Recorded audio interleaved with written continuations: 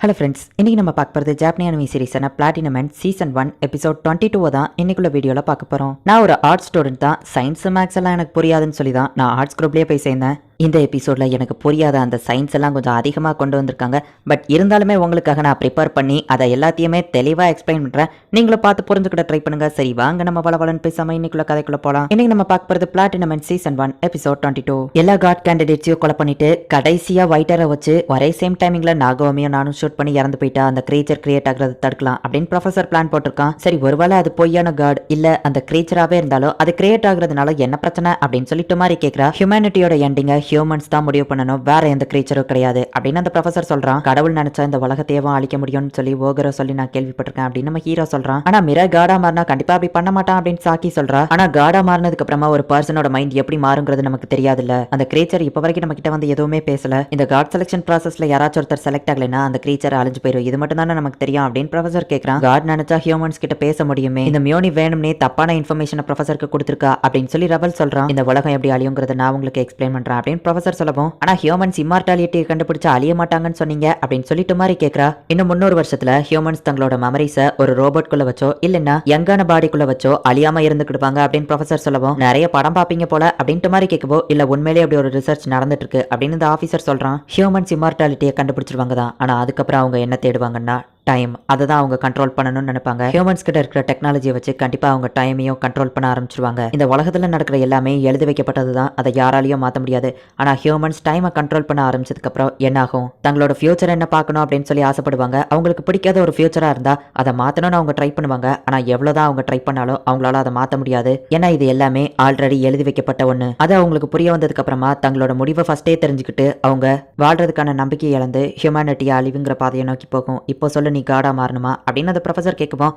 ஆமா அப்படின்னு நம்ம ஹீரோ சொல்றான். அப்படின்னா இதுல ரெண்டே வழிதான் இருக்கு, ஒன்னு நீ அந்த கிரீச்சரா மாறணும், இல்லைன்னா நான் உன்னை தடுக்கணும். நான் உன்கிட்ட கொஞ்சம் பிரைவேட்டா பேசணும்னு ஆசைப்படுறேன் அப்படின்னு சொல்லி அவன் சொல்றான். சரி நம்ம இடத்துக்கே போலாம் அப்படின்ட்டு மாதிரி சொல்லவும், எனக்கு தெரிஞ்ச ஒரு சேஃப் ஹவுஸ் இருக்கு, நம்ம எல்லாரும் அங்க போலாம் அப்படின்னு சொல்லி நாகவுமி சொல்றான். நான் இந்த இடத்துலயே இருக்கேன், இங்க என்ன நடக்குங்கிறத நான் ஜஸ்ட் பாக்குறதுக்காக மட்டும் நிக்கிறேன், எதுவும் பேச மாட்டேன் அப்படின்னு சொல்லி அந்த ஆபீசர் சொல்றான். இப்போ நாகவுமியோட பிளேஸ்க்கு மத்த எல்லாரும் சேஃபா கிளம்பி போறாங்க. ஹீரோவோ ப்ரொஃபசரும் மட்டும் 1-on-1 பேச்சுவார்த்தை நடத்துறாங்க. கண்டிப்பா நான் உன்னை அந்த கிரீச்சரா மாற விட மாட்டேன் அப்படின்னு ப்ரொஃபசர் சொல்லவும், நீங்க சொல்ற மாதிரியே நான் அந்த கிரீச்சரா மாறதுனால யாரும் சூசைட் பண்ணிலாம் இறந்து போக போறது இல்ல. ஆனா காட் இல்ல அப்படின்னு தெரிஞ்சா நிறைய பேர் சூசைட் பண்ணி இறந்து போவாங்க. அதை தடுக்கிறதுக்காக வச்சு நான் காடா மாற தயாரா தான் இருக்கேன் அப்படின்னு நம்ம ஹீரோ சொல்றான். இந்த மாதிரி ஒரு மனசு இருக்கிறவங்க தான் உண்மையிலேயே காடா மாறதுக்கு தகுதியானவங்க அப்படின்னு நாசை நினைக்கிறா. நீ சந்தோஷத்தை பத்தி நல்லாவே பேசுற, ஆனா ஒவ்வொருத்தங்க மைண்டும் ஒவ்வொரு மாதிரி டிஃப்ரெண்ட் ஆனது. ஹாப்பினஸ்ங்கிறது எல்லாருக்கும் ஒரே மாதிரி கிடையாது அப்படின்னு ப்ரொஃபசர் சொல்லவும், நம்ம ஹீரோ அவங்க அப்பா சொன்னதை யோசிச்சு பாக்குறான். மத்த பர்சன் நம்ம வெறுக்கிறது தான் உண்மையிலேயே ரொம்பவும் மோசமானது. அப்படி பண்றதுனால நமக்கும் எந்த நல்லதும் நடக்க போறது இல்ல, அவங்களுக்கும் எந்த நல்லதும் நடக்க போறது இல்ல அப்படின்னு அவங்க அப்பா சொல்லியிருப்பாரு. மத்தவங்களை நான் ஹாப்பியா வச்சிருக்கிறது எனக்கு ஹாப்பினஸ் கிடைக்குன்னா அதுல எந்த ஒரு தப்பு இருக்கிறதா எனக்கு தெரியல அப்படின்னு நம்ம ஹீரோ சொல்றான். மத்தவங்கள சந்தோஷமா வச்சிருக்கேன்னு சும்மா பேச்சுக்கு பேசுறது நல்லா இருக்கும், ஆனா ரியாலிட்டியில யாரும் இதை பண்ண மாட்டாங்க அப்படின்னு மக்கள்ல ஒருத்தன் சொல்றான். நீ மிராய் கூட தானே இருந்த, என்ன நினைக்கிற அப்படின்னு சொல்லி அவன் கேர்ள் ஃபிரெண்ட் கேட்கவும், காடா மாறதுக்கு தகுதி இருக்குன்னா அது இவன் ஒருத்தனுக்கு தான் நான் சொல்லுவேன், ஏன்னா இவன் உண்மையிலேயே ரொம்பவும் நல்ல மனசு கொண்டுவன் அப்படின்னு மினாமிகாவா சொல்றான். என்ன ஃபர்ஸ்டே அடைச்சு வச்சா அதே இடத்துக்கா திரும்பவும் வாரான் அப்படின்னு சொல்லிட்டு மாதிரி பாக்குறா. நிறைய மக்கள் ஹாப்பியா இருக்கிறத பத்தி நீ பேசுன அப்படின்னா இந்த இடத்துல நம்ம ரெண்டு பேர்ல யாராச்சும் ஒருத்தர் தான் உயிரோட இருக்க முடியும். நான் உயிரோட இருக்கிற வரைக்கும் ஒன்னு அந்த கிரீச்சரா மாற விட மாட்டேன் அப்படின்னு ப்ரொஃபசர் சொல்லவும், எனக்கு தெரியும் நான் இதை எதிர்பார்த்தது தான், நான் உங்களை கொல்றதுக்கு தயாரா தான் இருக்கேன் அப்படின்னு நம்ம ஹீரோ ஒயிட் ஏரோவை எடுக்கிறான். மிராய் ஒயிட் ஏரோ வச்சுட்டு நிக்கிறான். அங்க பிரச்சனை, நம்ம அங்க போகணும் அப்படின்னு சொல்லி உங்க கிளம்பலான்னு பார்க்கும்போது, யாரும் இங்க இருந்து போக கூடாது, நான் அதை அலோவ் பண்ண மாட்டேன், மீறி போகணும்னு நினைச்சீங்கன்னா அப்படின்னு சொல்லி நாகவுமி ஒயிட் ஏரோவை எடுக்கிறான். அவங்களோட அந்த கான்வர்சேஷன் முடிகிற வர நீங்க இங்க தான் இருக்கணும் அப்படின்னு சொல்லவும், அந்த போலீஸ் லேடி டக்குனு போய் நாகவுமியை பிடிக்கிறா. சாக்கி டக்குனு ரெட் ஏரோ வச்சு நாகவுமியை அட்டாக் பண்றா. ஆனா நாகவுமி மேல ஆல்ரெடி ரெட் ஏரோ இருக்கிறதுனால சாக்கியோட ஏரோ எதுவுமே பண்ணல. நாகவுமி பிடிச்சு வச்சிருக்கிற அந்த போலீஸ் லேடியை ஒயிட் ஏரோ வச்சு ஷூட் பண்ண போகும்போது அவ ஜஸ்ட் மிஸ்ல விங்ஸ் யூஸ் பண்ணி தப்பிச்சிருந்தா. ஏன்டா இப்படி பண்ற அப்படின்னு டொமாரி டென்ஷன் ஆவரா. நான் உன்னை பார்த்த வரைக்கும் உன்னால யாரையும் கொல்ல முடியாதுன்னு நினைக்கிறேன் அப்படின்னு சொல்லி ப்ரொஃபசர் சொல்லவும், நம்ம ஹீரோ டக்குன்னு ஷூட் பண்றான். சூப்பர் மிராய், இப்போ நீ ஒன்னும் பொய் சொல்லலன்னு அவனுக்கு புரிஞ்சிருக்கும் அப்படின்னு சொல்லி நாசை சொல்றா. ஷூட் பண்ற அளவுக்கு உங்ககிட்ட தைரியம் இருக்கும்னு நான் எதிர்பார்க்கல அப்படின்னு அந்த ப்ரொஃபசர் சொல்லவும், பல கோடி மக்கள் இறந்து போறதை பத்தி நீங்க கவலையே இல்லை அப்படின்னு சொன்னீங்க. சயின்ஸோட இம்ப்ரூவ்மெண்ட்னால தான் அழிவுன்னா உங்களோட சயின்ஸை நீங்க அழிவில்லாத பாதையை நோக்கி கொண்டு போக வேண்டியதானே. இந்த உலகத்துல எல்லாமே ஆல்ரெடி எழுதி வைக்கப்பட்டதுன்னு சொன்னீங்க, ஆனா இப்போ நான் அவங்களை கொன்ன அப்படின்னா அது ஃபியூச்சரையே சேஞ்ச் பண்ணிரும். இந்த உலகத்துல ஆல்ரெடி முடிவு பண்ணப்பட்டதுன்னு எதுவுமே கிடையாது அப்படின்னு நம்ம ஹீரோ சொல்றான். நிகழ்காலம் முடிஞ்சதுக்கு அப்புறமா அது கடந்த காலமா மாறிடும். பட் கடந்த காலத்துல நம்ம செஞ்ச ஒரு விஷயம் தான் எதிர்காலத்தையே மாத்தோம் அப்படின்னு ப்ரொஃபசர் சொல்லவும், இவர் என்ன சொல்ல வராரு அப்படின்னு ஒரு பொண்ணு கேட்கவும், பிரசன்ட்ல செஞ்ச ஒரு விஷயம் தான் பாஸ்டா மாறும், பாஸ்ட்ல நம்ம செஞ்ச ஒரு விஷயம் தான் நம்மளோட ஃபியூச்சரை மாத்தும் அப்படின்னு நம்ம சொல்லவும் எனக்கு தலையே வெடிச்சிரும் போல அப்படின்னு அந்த பொண்ணு சொல்றா. பட் ஃபியூச்சரையோ பாஸ்டையோ பார்த்தது கடவுள் ஒருத்தர் மட்டும்தான். இந்த எர்த்தோட முடிவு எப்படி இருக்குன்னு உங்களுக்கு எப்படி தெரியும் அப்படின்னு நம்ம ஹீரோ கேட்கவும் உன்னோட மூளைக்கு இவ்வளவுதான் புரியுதுன்னா நான் உனக்கு புரியுற மாதிரியே எக்ஸ்பிளைன் பண்றேன். யூனிவர்ஸ் அப்படிங்கிறது ரொம்பவே பெருசானது, அதுக்குள்ள millions and billions of years அடங்கி இருக்குது. அதுக்குள்ள அடங்கி இருக்கிற சின்ன ஒரு பார்ட் தான் இந்த டைம் அப்படிங்கிறது. அதுல என்ன நடக்கணுங்கிறது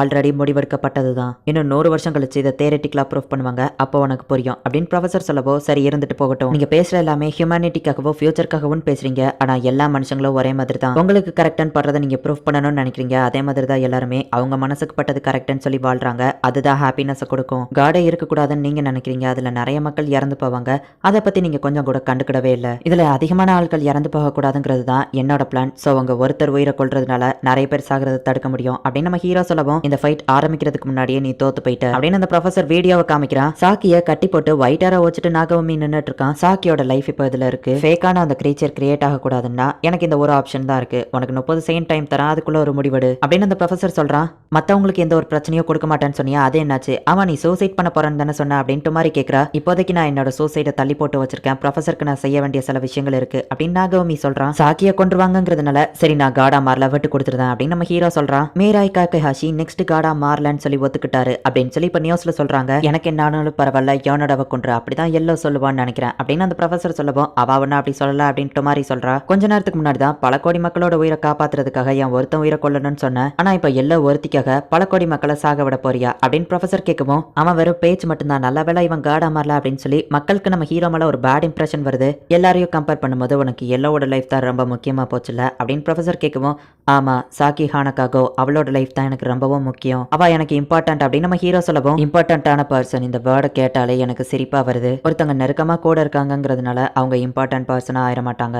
இந்த உலகத்துல 7 கோடி மக்கள் இருக்கிறாங்க, ஆனா இந்த குறிப்பிட்ட ஒரு பர்சன் கிட்ட நீ க்ளோஸா இருக்காங்கிறதுனால அவளை உனக்கு இம்பார்ட்டன்ட் பர்சன் சொன்னா அது கரெக்டா இருக்காது அப்படின்னு ப்ரொஃபசர் சொல்லவும் லவ், ரொமான்ஸ், ஃப்ரெண்ட்ஷிப், ஃபேமிலி இது எல்லாமே ஒரு கதையை சுவாரஸ்யமா காட்டுறதுக்கான டூல் அப்படின்னு சொல்லி நீங்க உங்க புக்ல எழுதிருந்தீங்க. இது எல்லாமே துரோகத்துல தான் போய் முடியும் நீங்க சொல்லிருந்தீங்க அப்படிதானே கேட்கவும் ஆமா அப்படின்னு ப்ரொஃபசர் சொல்றான். நானும் என்னோட லைஃப்ல ஒரு கட்டத்துல அந்த துரோகத்தை அனுபவிச்சிருந்தான் அப்படின்னு நம்ம சொல்லவும் சாக்கி வந்து யோசிச்சு பாக்குறா. சாக்கி வந்து நம்ம ஹீரோக்கு ஃப்ரெண்டா இருந்துமே கூட மத்தவங்க கூட சேர்ந்து நம்ம ஹீரோவை கிண்டல் பண்ணிருப்பா. எனக்கு இப்ப 15 வயசு ஆகுது, நான் என்னோட லைஃப்ல கடைசி வரைக்கும் சாக்கி கூட இருப்பானு எனக்கு தெரியாது, ஆனா இப்போ இந்த நிமிஷம் அவ தான் எனக்கு முக்கியம். நீங்க இதுக்கு முன்னாடி லவ், ஃப்ரெண்ட்ஷிப் இது எதுக்குள்ளேயுமே இன்வால்வ் ஆகல, சோ அதை பத்தி தெரியாமையே நீங்க அதை பத்தி பேசாதீங்க.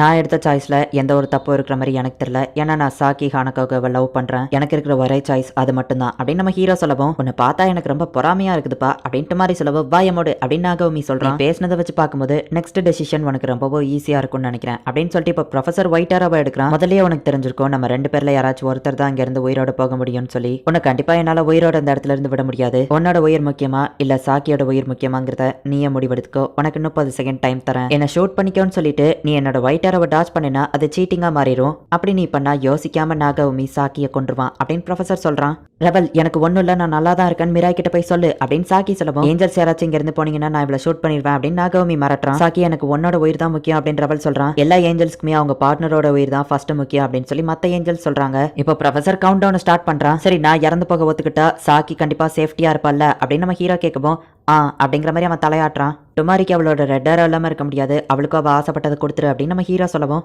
டுமாரிக்கு ரெட் ஹேரா முக்கியம் இல்ல, அவளுக்கு பணம் தான் முக்கியம், அதை நான் அவளுக்கு கொடுக்குறேன் அப்படின்னு ப்ரொஃபசர் சொல்லவும் அப்படின்னா அவங்க 2 பேர்ல யார் ஜெயிச்சாலும் எனக்கு ஹாப்பி தான் அப்படின்னு சொல்லி டுமாரி சொல்றா. ப்ரொஃபசர் இப்போதைக்கு போய் தான் சொல்லிட்டு இருக்காரு, அவர் எல்லாரையுமே கொலை பண்ணதா போறாரு, ரெட்டை கொலை பண்றது தான் ஃபர்ஸ்ட் முக்கியம், சோ அவர் போய் சொல்றதுல தப்பு இல்ல அப்படின்னு நாகவமி நினைக்கிறான். சாகலான் முடிவெடுத்து நம்ம ஹீரோ அவன் ஒயிட் ஹேரை கீழே இறக்கலான்னு போகவும் நாசே டக்குன்னு வந்து மிராய் நீ ஹாப்பியா இருக்கணுங்கிறதுக்காக தான் நான் இது எல்லாத்தையுமே பண்ணேன், ஆனா நீ இறந்து போயிட்டேன்னா உன்னால எப்படி ஹாப்பியா இருக்க முடியும், உன்னோட ஃபேமிலிக்காக தான் நீ ஹாப்பியா இருக்கணும்னே ஆசைப்பட்ட, சாக்கி உன்னோட லைஃப்ல இல்லாத டைமிங்ல கூட நீ ஹாப்பியா இருந்திருக்க, சாக்கி இல்லாமே கூட உன் லைஃப்ல உன்னால ஹாப்பியா இருக்க முடியும் அப்படின்னு சொல்லி நாசை சொல்லவும் 4 லீஃப் க்ளோவரும் எல்லோ லேடி பக்கும் உனக்கு நிறைய சந்தோஷத்தை கொடுக்கும் அப்படின்னு நம்ம ஹீரோ சொல்லியிருப்பான். நான் வாழணும்னு ஆசைப்படுறேன் அப்படின்னு சொல்லி சாக்கி சொன்னது.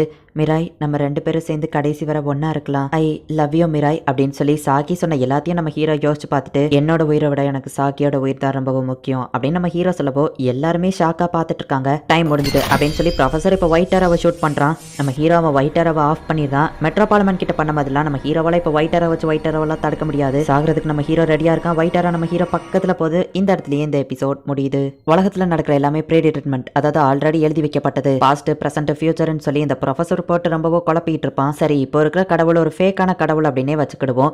இப்போ அப்படி ஒரு ஃபேக்கான கடவுள் கிரியேட் ஆகுறதுனால இந்த ப்ரொஃபசருக்கு என்னதான் பிரச்சனை, கிரியேட் ஆயிட்டு போனா இவனுக்கு என்ன வந்துச்சு அப்படின்னு சொல்லி தான் எனக்கு இந்த எபிசோட பார்க்கும்போது தோணுச்சு. நம்ம ஹீரோவை கையை தூக்கிட்டு நிக்கிறான். ஒயிட் ஏரோ பட்டுச்சு அப்படின்னா கண்டிப்பா அவங்க இறந்து போயிருவாங்க. ஈவன் காடால கூட தடுக்க முடியாது. இப்ப நம்ம ஹீரோ மேல ஒயிட் ஏரோ பட போகுது. அனிமே அப்படிங்கிறதுனால யோசிக்காம இவனுங்க ஹீரோவையே போட்டு தள்ளுறதுக்கான சான்சஸும் அதிகமா இருக்குது. என்ன நடக்க போகுது அப்படிங்கறத நெக்ஸ்ட் எபிசோட் பார்த்து தெரிஞ்சுக்கோங்க. அண்ட் உங்களுக்கு இந்த வீடியோ பிடிச்சிருந்தது அப்படின்னா லைக் பண்ணிட்டு அப்படி மறக்காம நம்ம சேனலை சப்ஸ்கிரைப் பண்ணிருங்க. தேங்க்யூ ஃபார் வாட்சிங். Bye guys. நெக்ஸ்ட் எபிசோட்ல மீட் பண்ணலாம்.